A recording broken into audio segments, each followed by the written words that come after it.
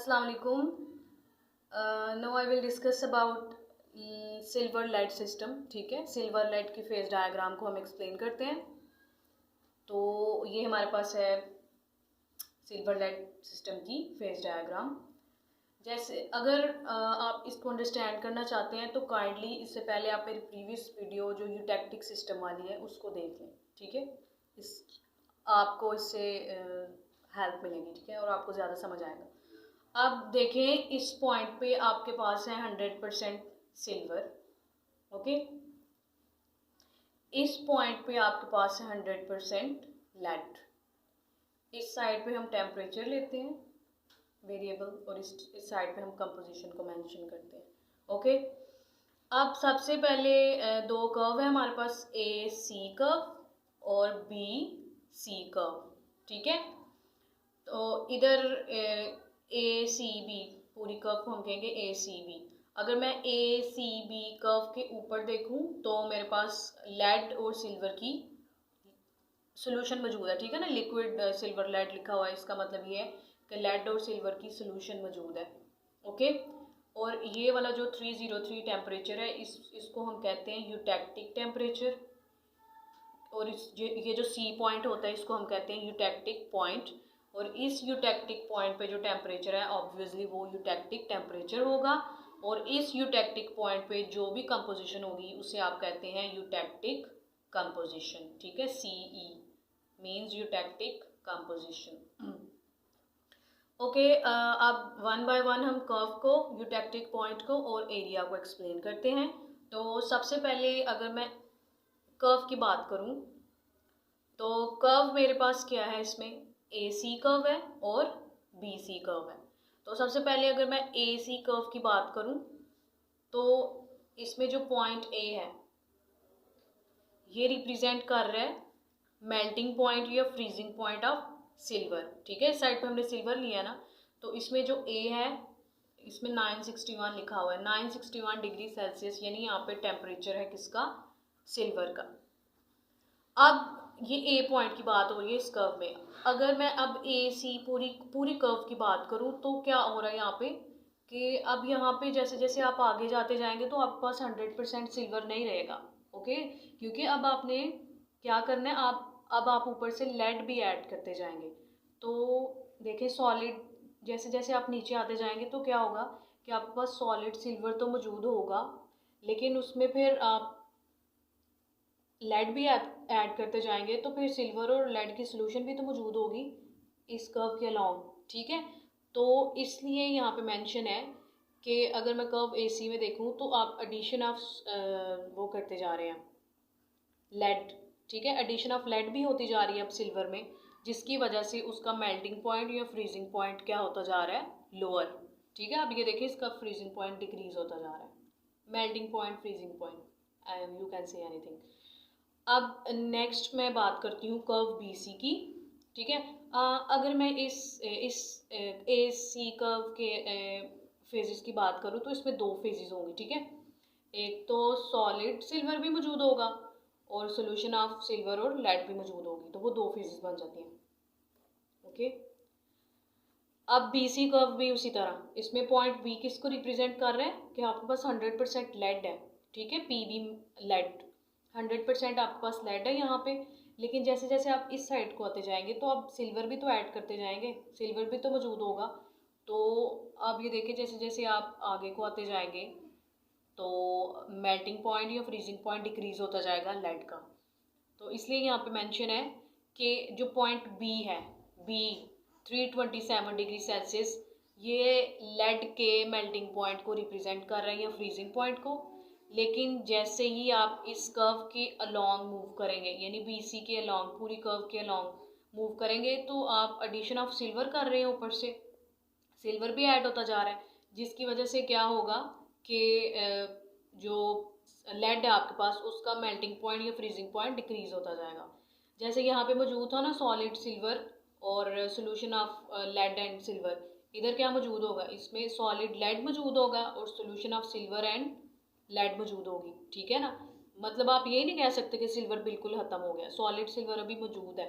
Solution तो बाद में बनेगी ना, जब आप ऊपर से ऐड करते जाएंगे दूसरी चीज़। अब इधर भी फेजेस दो ही बनेगी, ठीक है।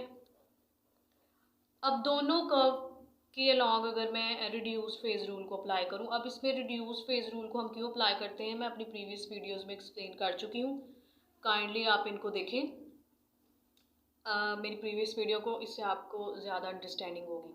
अब ये देखें, कंपोनेंट तो ये 2 ही रहने हैं, ठीक है, 2 कंपोनेंट सिस्टम की बात है तो सी तो 2 रहेगा। अब दोनों कर्व में जो फेजेस हैं 2 बनी है ना, तो फेजेस 2 और +1, तो इसको सॉल्व करने से आपके पास डिग्री ऑफ फ्रीडम 1 आएगी।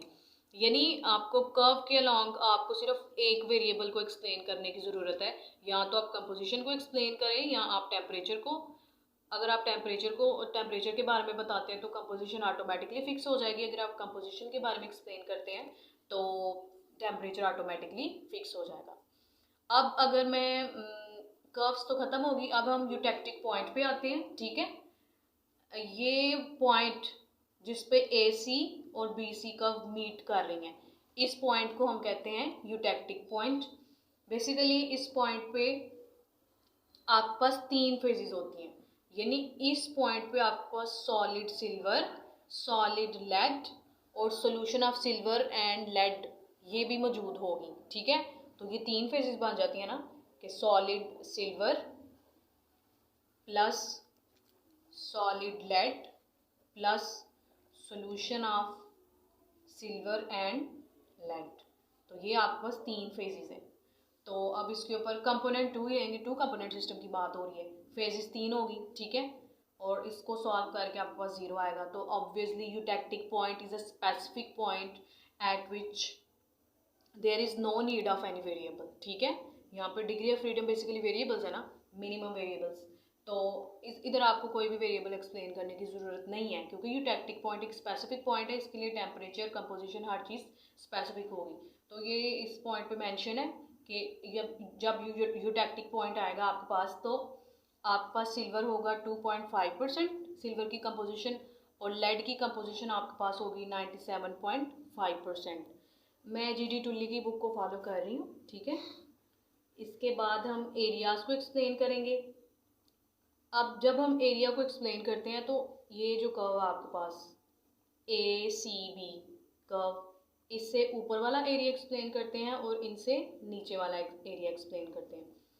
तो सॉरी, ये ACB था, ओके। ये जो ACB है, इससे ऊपर क्या है, इससे ऊपर आपके पास सिर्फ लेड और सिल्वर की सोल्यूशन मौजूद है, लिक्विड सोल्यूशन, ठीक है। तो यानी इस वक्त इसमें आपके पास फेज़ 1 है, तो इसमें सिंपल आपने वही रूल अप्लाई करना है, तो इसमें आपके पास डिग्री ऑफ फ्रीडम 2 आएगी, यानी ऊपर आपको दो वेरिएबल्स की कंपोजिशन और टेम्परेचर दोनों को चेंज कर सकते हैं आप और बता सकते हैं, ठीक है। अब AC कर्व के नीचे और BC कर्व के नीचे और यानी और अबव यूटेक्टिक पॉइंट, यानी ये जो ट्राइंगल्स वाली रीजन्स हैं, ठीक है, इनको एक्सप्लेन करते हैं।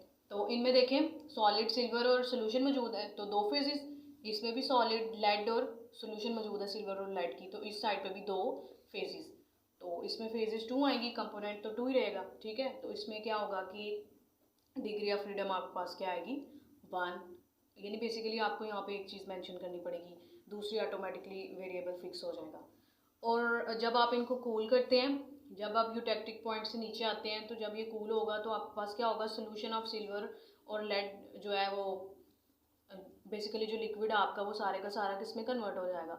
जब आप कूल करते हैं चीज़ को तो लिक्विड सॉलिड में चला जाता है ना, तो क्या होगा कि आपको इस साइड पे प्योर सिल्वर और यहाँ पे आपको प्योर लेड मिल जाएगा, ठीक है। तो ये थी phase diagram of silver lead system. It is a simple diagram, only you have to explain the curves, then eutectic point, and at last you have to explain about the areas above eutectic point and below eutectic point, and also show the effect of cooling. And when you will do cooling, then what will happen, you will obtain your pure silver and the pure lead.